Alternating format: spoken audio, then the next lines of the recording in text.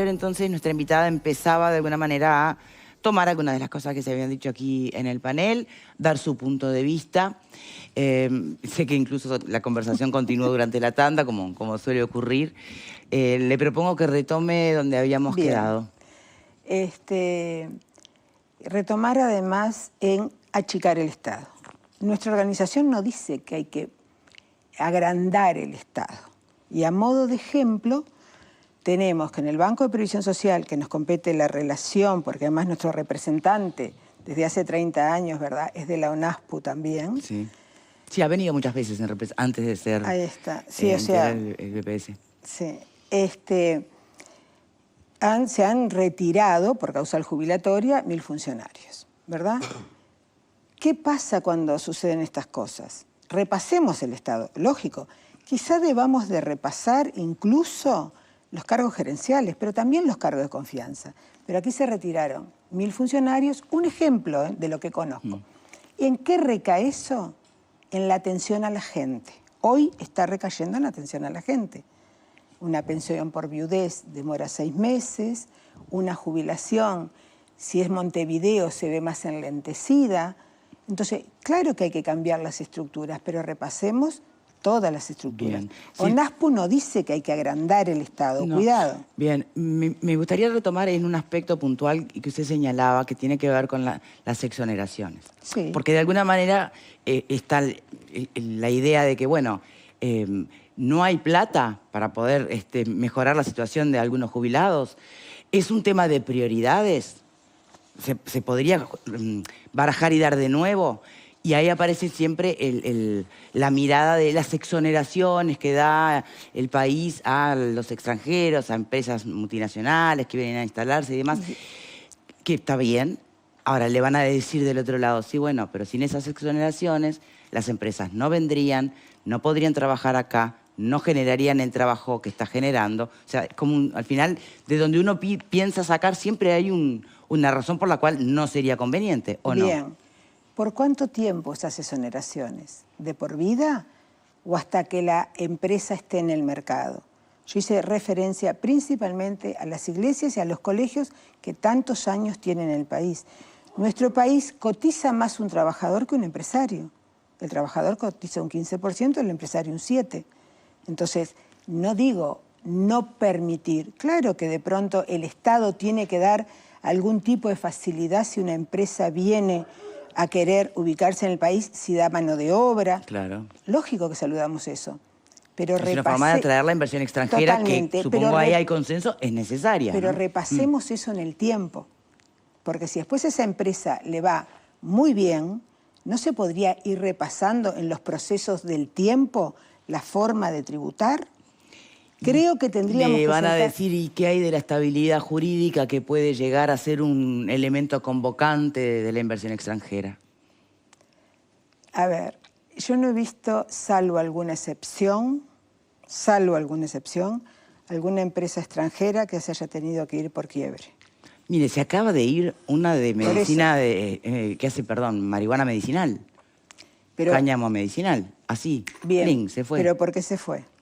Porque empezó a perder zafra. Pero además según lo que trasciende la prensa. Porque no sé, el Ejecutivo consideró que no era necesario mantenerla. Ah, porque habría que haberla... No estoy diciendo lo que habría solventado, que haber. No habría que haberlo. No estoy diciendo lo que tendría que haber. Ahí sí que vamos todos a la quiebra, ¿no? Hay dos puntos de vista, ¿verdad? Hay dos puntos de vista. Nosotros, algo que se decía acá, los jubilados y pensionistas vamos de la mano con los trabajadores. Porque ahora tenemos consejo de salarios. Si a los trabajadores les va bien, a estos 195 rubros les va bien en el consejo de salarios, sí, sus jubilaciones, a los jubilados en la próxima ajuste de enero nos puede ir mejor.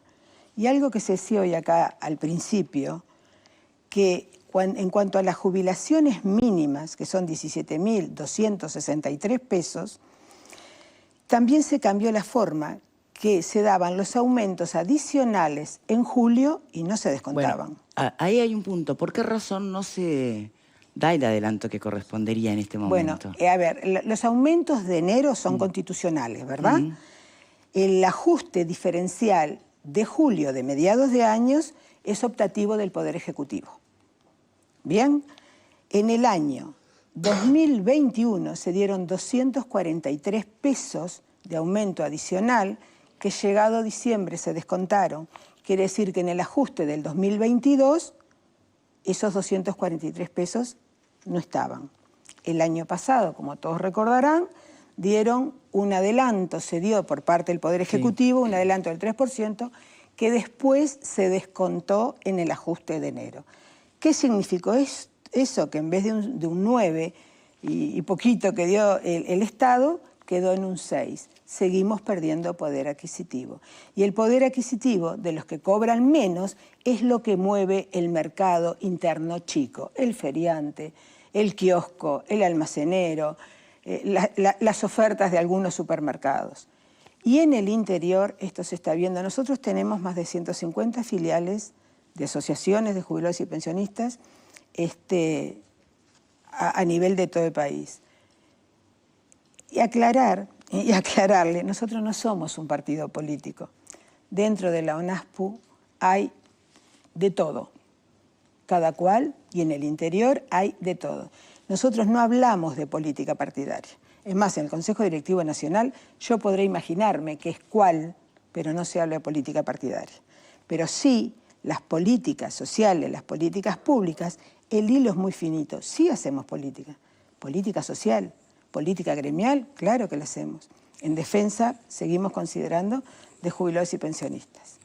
Miren, yo tuve la oportunidad de conocer a don Luis Alberto Colotuso y me tocó trabajar personalmente con él. Reivindicó siempre los derechos de los jubilados y pensionistas. Y así los diferentes directores que han pasado por el Banco de Previsión Social. Y nunca al lado de ellos se hizo política partidaria. Entonces, sí se defiende este tipo de cosas. ¿Pueden vivir nuestros jubilados con 17.263 pesos? No, no puede. Miremos cuánto está la canasta básica. Los que tienen el mutualista, que están en el Sistema Nacional Integrado de Salud, los que tienen el mutualista, ¿pueden hacer frente a órdenes y tickets? No, la mayoría toman la mitad de la medicación o pasan para la institución del Estado e insistimos que en muchos lugares o falta medicación o los especialistas demoran mucho más todavía en atender que lo que sabemos, porque no hay en el interior, todos sabemos que no hay geriatras. En Piriápolis las asociaciones nos están reclamando geriatras, no están lejos, estamos a pocos kilómetros. Entonces, estos temas no podemos tomarlos como política partidaria, deberían de ser políticas de Estado, ¿verdad? Supongo que deberían ser políticas de Estado, creo que nadie puede dudarlo. El tema es que lo difícil es poder alinear las miradas que hay sobre el tema, ¿no? Y tampoco estamos enfrentados, que esto me parece que es importante. Jubilados con jubilados, no por estamos el tema del IAS. Ni con jubilados, por esto que se hablaba hoy de la rebaja del IAS, que claro, que para la franja que se le va a rebajar el IAS, va a ser un aumento en el bolsillo. Claro. Y a los que menos cobran, no les llega.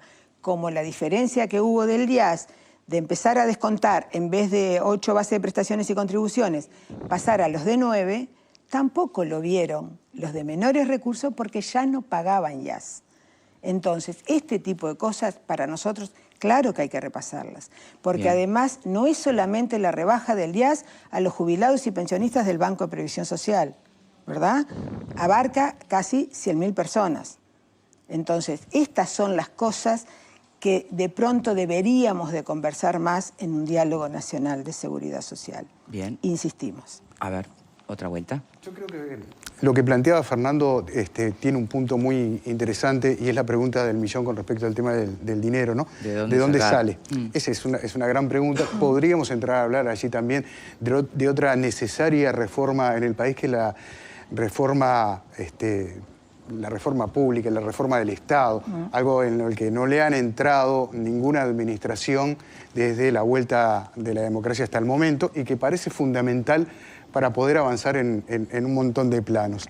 Ahora, también es cierto, y en este caso coyuntural, que no se está planteando, y estoy hablando de jubilados y pensionistas, no estoy hablando del resto, un incremento, un aumento. Lo que se le está diciendo al Poder Ejecutivo en este momento es: no me dejes ahora colgado porque si vos no me ajustás con ese adicional, yo no lo voy a recibir en este 2023, tampoco en el 2024 y con suerte en mediados del 2025. Es mucho tiempo para un sector de la sociedad que la verdad que lo que no tiene es tiempo, precisamente, ¿no? Por más cruel que suene. Entonces, me parece que es eso lo que hay que atender, no el pedido de incremento, sino el hecho de decir, no me dejes postergado, porque si no me acomodas, yo ya no solo estoy perdiendo, ni siquiera creo que estoy empatando. Y ante esa situación es muy difícil con ese nivel de 18.000 pesos para redondear. Bien. Sí. Pablo.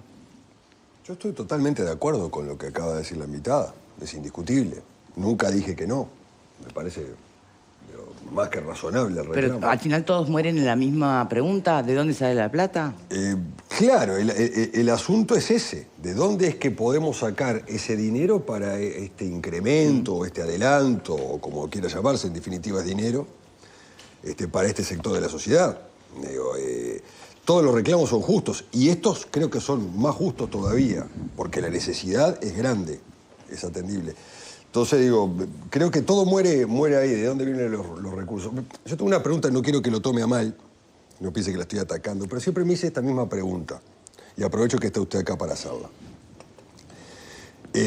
Todas las cajas previsionales están todas fundidas, todas, en este país. El BPS, la caja profesional, la caja bancaria. En la caja profesional se dio la particularidad de que el director de la caja profesional cobraba un salario que era extraordinario, ¿no? Para una caja que está fundida. Que bueno, terminó siendo despedido. Yo vi un reportaje de Sisto Amaro, en el cual decía lo que usted acaba de decir acá en el programa, que hay 100.000 jubilados y pensionistas que... Él decía que estaban pasando hambre, y yo creo que es así. 140.000. Yo creo que es así. Ahora, siempre me hice esta pregunta, y se la tendría que preguntar a él, pero en fin. El director del Banco de Previsión Social, en representación de los jubilados y pensionistas, tiene un salario, corríjame si me equivoco, creo que son 150.000 pesos, una cosa así, tiene unos 40.000 pesos de gasto de representación aproximadamente. ¿No sería una señal ser un cargo honorario o donar ese salario a ONAPU? Porque cuando se habla, me parece que hay como una contradicción ahí. No va a solucionar el problema, ni mucho menos, pero es como una señal, me parece. Yo defiendo los derechos de los jubilados y los pensionistas, reclamo y digo que hay 100.000 uruguayos en tales y cuales condiciones, y yo cobro un salario que es un salario importante. Siempre. Capaz que lo hace y yo lo desconozco. Desde don Luis Colotuso a la fecha, los directores, representantes de los jubilados, sí, hacen una donación a la organización nacional. Sí que la hacen. Muchas veces, incluso recorridas que hacen, sale de su bolsillo. Esto lo digo con toda propiedad porque además me tocó trabajar con todos los ¿De qué directores. porcentaje hablamos? No, el porcentaje lo marcan ellos, pero yo le voy a aclarar otra cosa. ¿Sabe quién gana más en el Banco de Previsión Social? Los cargos gerenciales. No lo dudo. El gerente general no lo dudo. Gana 3 veces más, no lo dudo. Y no estoy lejos, y son cargos de confianza. Sí, Por claro, eso yo decía al principio, político. ¿no tendríamos que repasar los cargos de confianza? Claro, estoy totalmente porque de acuerdo. todavía los cargos gerenciales los han concursado, gente de carrera que está en el BPS. Estamos hablando del BPS, ¿verdad? Porque sí, claro. Viene al momento. Pero los cargos de gerente general es un cargo de confianza. Sí. Entonces, ¿no tendríamos que poner ahí también en esos cargos de confianza el énfasis del monto que cobran? ¿No tendrían que donar mayor parte del Estado? Y es interesante lo que usted dice, porque a mí hay algo que me inquieta también, y a la organización muchas veces lo conversamos. Hoy todos sabemos que tenemos en el Parlamento retirados militares. Cobran, porque así lo autoriza la ley, a cobrar su retiro militar y su salario del Parlamento. Sí. Entonces, ¿no tendríamos que repasar? No estoy diciendo quitar, vamos a entendernos. No tendríamos que repasar, porque yo como exfuncionaria del Estado, yo hoy no puedo ir a trabajar al Estado nuevamente, ¿verdad? Un retirado por ser de otra Bueno, se dependencia, supone que esta reforma empieza a habilitar, no permite Hasta justamente hoy cambiar no entró- esa realidad. Hasta hoy no entró en en vigencia. Sí, está bien. pero sí entró en vigencia que tenemos representantes nacionales retirados que están cobrando también un salario de representante nacional. Sí, Por eso le digo, no habría, y no estoy contra ninguno de ellos, no habría que repasar eso. Y esto, que no se haya ¿Y el pago, carácter de hereditario de algunas pensiones? también, ¿cómo no? Hay que repasarlo. Por eso digo, deberíamos de darnos un franco y sincero diálogo nacional en seguridad social. Porque de estas mínimas y de la canasta de invierno que no se pagó el año pasado, hubo un ahorro para el Banco de Previsión Social en el presupuesto 2022. ¿Ese ahorro no darle un poco más al que menos tiene? Yo me lo cuestiono. Porque con el aporte sí que hace el director social, no solucionamos los 140.000 No, pero mire que yo le dije como... No, pero yo estoy de acuerdo con que en el Parlamento, además yo le digo más, en el Parlamento habría gente que no podría ni estar en el Parlamento. Y los salarios que cobran en el Parlamento para algunos legisladores es un disparate porque nunca levantaron la mano en 5 años. O los que Pero no trabajan. mezclemos los temas. Por favor. No, bueno, pero a lo que voy es un tema de la señal. Sí, pero es que se hace. A ver, hay muchas cosas que se hacen dentro de la organización que quizás que nos falte mayor difusión. De eso no se habla. Ustedes pueden haber visto últimamente, se hacen campañas de solidaridad, se hizo la campaña del abrigo, tejiendo nuestras asociaciones, dándole la lana a las asociaciones de jubilados y a aquellas personas que estaban dispuestas a tejer, tejiendo para otros que menos tienen. Se compraron frazadas en la Organización Nacional para ser donadas, se hacían canastas durante la pandemia. ¿Es suficiente? No, no es suficiente, son curitas. Pero lo que tenemos que tomar también a la organización social como un brazo colaborador del partido de gobierno que esté. Porque recordemos que también en este país hay más de 330.000 operaciones de cataratas pesquisados dentro de las asociaciones de jubilados y pensionistas. O sea, no ver a la Organización Nacional de Asociaciones como enemigo o como cercano de, y mire que lo digo en todos los ámbitos, se debería de tomar realmente como un brazo colaborador del Ejecutivo. Bien. Porque nuestras asociaciones lo han hecho de forma gratuita, lo mismo cuando estaba el Plan Ibirapitá. Entonces, son cosas que socialmente nuestros jubilados también necesitan lugares para ir a discutir, a tejer y también a divertirse porque es calidad de vida. No perdamos de vista eso. Y muchas veces el director colabora en alguna asociación que está un poco más débil. Fernando. No, me parece que hay un poco de un comportamiento medio esquizofrénico, pero es por lo que decía antes, ¿no? No se puede. ¿No? Yo me reiteraría en conceptos, porque no puedo decir otra cosa. Bien. Estoy de acuerdo con los planteos. Lo que pasa es que si no hacemos cambios reales en algunas cosas, no hay plata. No hay plata para todo lo que se reivindica y para todas las necesidades. Y todavía tenemos un déficit fiscal, o sea, ni siquiera llegamos a fin de mes. El país no llega a fin de mes. Tiene que pedir plata prestada, todos los años. Todos los años tiene que pedir plata prestada para pagar el presupuesto. No alcanza. Bueno, ¿qué país no tiene deuda externa? No seas malo. No alcanza. No, deuda externa es una cosa, déficit es otra. Son dos cosas distintas. Te puedes endeudar para invertir o te podés endeudar como un comercio, una empresa, ¿no?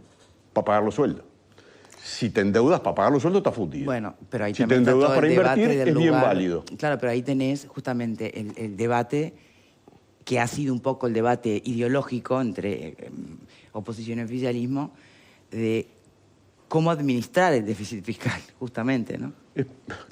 Es que no debería haber déficit fiscal. Y si vos te endeudás es para hacer Arasatí o Casupá o hacer obras estructurales. Esa debería ser la deuda. Bien. No para pagar el presupuesto. Si vos tenés que endeudarte para pagar el presupuesto, estás muy mal. Pero la Y seguridad... encima tenés a una enorme cantidad de gente, como diría Casero, pidiendo flan, quiero flan, es inviable. El tema es que la seguridad... ¿Quién era el del flan, perdón? La seguridad social Casero, no es... Casero. Quiero La flan, quiero seguridad flan. social Se le incendiaba la casa y los no niños le es pedían un flan. negocio. Bueno, esto parece igual. ¿Verdad? A nosotros y en lo personal, cuando se habla de déficit en el Banco de Previsión Social, no es déficit. En el país. Porque, ¿qué pasa? La seguridad social no es un negocio, es una protección social. Y está dicho en la Constitución la forma de cómo se debe de administrar y otorgar, con el aporte de trabajadores, 7 de empresarios puntos del IVA, y del Estado. 7 puntos del IVA son transferencias a la seguridad social. ¿Y a cuánta gente? O sea, los jubilados también pagan para financiar totalmente, todo, porque los jubilados pagan IVA igual que todos. Totalmente. Pero no podemos hablar que la estructura. seguridad social sea un déficit cuando es un derecho humano fundamental. Sí. Entonces va por Debería ser autosustentable. Va por otro lado. Por eso hay que ir al ahorro privado. Va por otro lado. Bien. Bueno. A ver, por acá. Al ahorro personal, no al privado. Al ahorro personal. El sistema de distribución no funciona. Fernando, vamos a darle tiempo antes que se acabe el bloque. ¿Sí? La realidad es que hay muchas cosas que no deberían de suceder y suceden. No deberían de haber pobres, no debería haber gente que pase hambre, no deberían de pasar tantas cosas que pasan. Haber 10.000 funcionarios pasan. en la La realidad no los hay.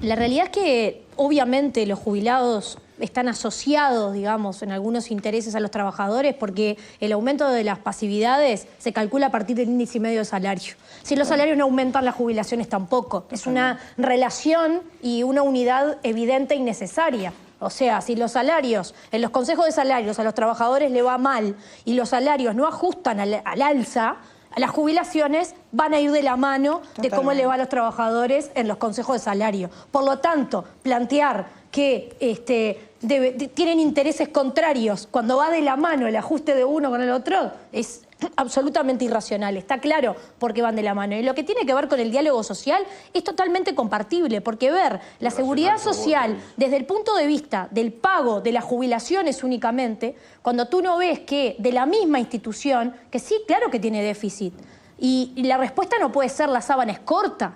Nunca puede ser la respuesta, porque obviamente de alguna forma habrá que redimensionar el gasto de alguna manera y priorizar. Si se necesita tener déficit fiscal, habrá que priorizar por qué se genera ese déficit fiscal cuando tú en el BPS atendés desde los niños antes de nacer hasta que la persona después de que murió. Entonces, la realidad es que la seguridad social está presente en todo momento de la vida de las personas, atiende a las personas con discapacidad, atiende a los más vulnerables, a quienes están enfermos. O sea, está claro que lo que se necesitaba, y por eso el cuestionamiento, no si hay que trabajar hasta los 65 años o hasta los 63 o a los 68. Ese no era el fondo de la discusión, era parte de la discusión, porque falta todo el resto que tiene que ver con la seguridad social y que sale del mismo BPS.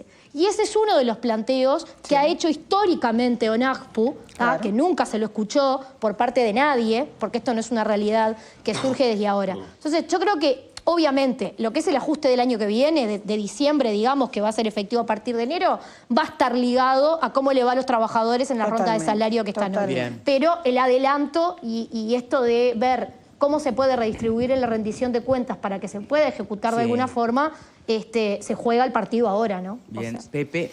No, reitero un poco lo que dije, insisto que Fernando está aportando claros ejemplos de lo que debería ser, creo yo, la reforma del Estado, ¿no? Y avanzar sobre eso. Ahora, también seamos honestos, el flan hasta el año pasado estuvo.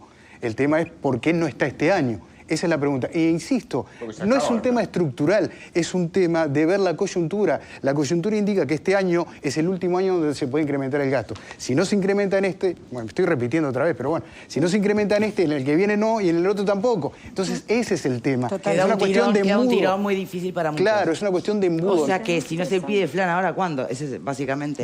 Con esto ¿Cuánto pierde el cemento por año, desde hace años? ¿Para ¿Cuánto qué? pierde? Lo retomamos después de la pausa. ¿Por qué no promovemos dejar de perder y que se lo den a los jubilados? Invitada. Claro, lo que hoy también se decía acá, que con este cambio que va a haber del descuento del IAS, se deja de recaudar, ¿cuánto? Miles y miles de dólares. Y estamos hablando que hay déficit y vamos a dejar de recaudar.